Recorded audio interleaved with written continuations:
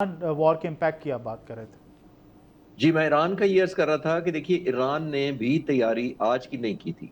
अ, तकरीबन जब ईरान-इराक जंग हुई थी और 8 साल तक जारी रही थी, तमाम मुल्कों ने इंक्लूडिंग यूरोप और अमेरिका और नेटो सब ने इराक सद्दाम हुसैन का साथ दिया था।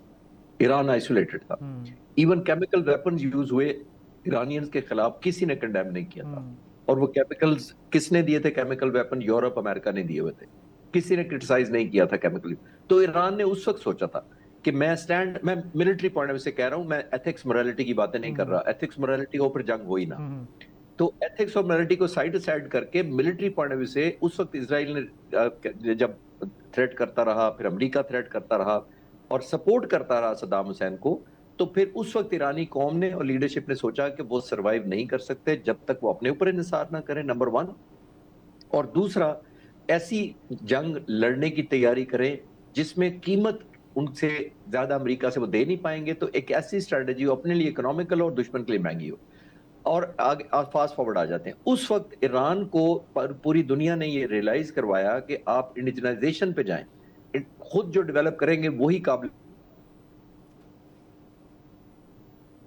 ईरान के जो एजुकेशनिस्ट बाहर गए, दुनिया के शायद सबसे ज़्यादा रिकॉर्डेड पीएचडीज़ पिछले 20-30 सालों के अंदर ईरानियन हैं। और वो तमाम मेजॉरिटी के लोग वापस गए हैं ईरान। यानी किसी ने न्यूक्लियर पे किया काम, किसी ने केमिकल पे किया, किसी ने इंफ्रास्ट्रक्चर पे किया, किसी ने नेविगेशन सिस्टम पे किया, किसी ने वेपनरी पे किया।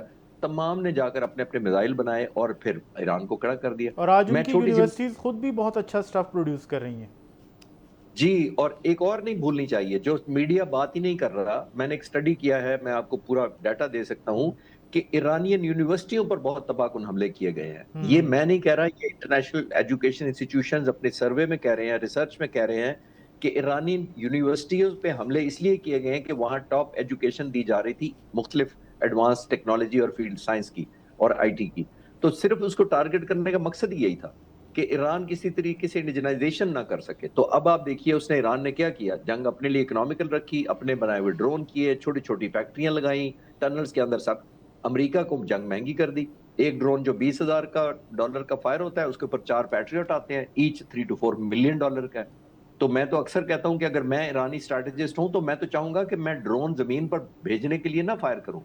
मैं हवा में इंटरसेप्शन करने के लिए भेजूँ, कि मैं 20,000 खर्च रहा हूँ, मेरा दुश्मन $40 लाख खर्च कर रहा है। तो ये तो बड़ा इकोनॉमिकल है वॉर लड़ना ईरान के लिए। यही मैं अर्ज़ कर रहा हूँ कि ईरान ने अपने लिए इसीलिए कॉस्ट बढ़ा दी, इसीलिए आपने देखा कि अमेरिकन्स को फ़िक्र पड़ गई कि कॉस्ट प्रोहिबिटिव उनकी जंग पड़ गई, उनको बजट माँगना पड़ गया, उनका अगले साल का बजट 1.4 ट्रिलियन उन्होंने माँग लिया है, जस्ट बिकॉज़ ऑफ कंपनसेशन। और आखिरी बात ये है कि ईरान जिस तरह लोकल ड्रोन वगैरह बना लेता है, उसकी फैक्ट्रीज़ में बहुत ज़्यादा कॉस्ट नहीं है।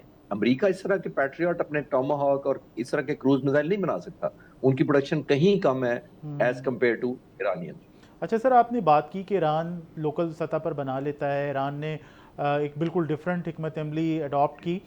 पाकिस्तान के लिए इसमें क्या लेसन्स की बात कर रहा था कि दोनों जंगें हमने लड़ी, एक इंडिया वर्सेस पाकिस्तान, जिसके अंदर हमने देखा कि दोनों तरफ प्रोफेशनल आर्मीज थी, दोनों तरफ जो एयर फोर्सेस हैं वो बहुत ज़्यादा हाईली ट्रेंड और वेल इक्विप्ड हैं। लेकिन ईरान और अमेरिका का मामला ज़रा फ़र्क था। ईरान को इसराइल के हमलों का भी सामना है, ईरान को अमेरिकन हमलों का भी सामना है, ईरान को जो मिडल ईस्ट के अंदर बेसिस हैं वहाँ से हमले भी हो रहे थे, और जो पहले आपने देखा कि उनके जो तैयारा बरदार जहाज़ हैं वो भी इन हमलों के अंदर इस्तेमाल करने की कोशिश की गई। सिनेरियोज डिफरेंट हैं दोनों जंगों के, लेकिन बहरहाल एक साबिक पायलट के तौर पर, फाइटर पायलट के तौर पर अब आपकी पूरी नज़र है इस तमाम तर सूरत हाल पे। तो आप क्या समझते हैं कि जो लेसन्स हैं पाकिस्तान के लिए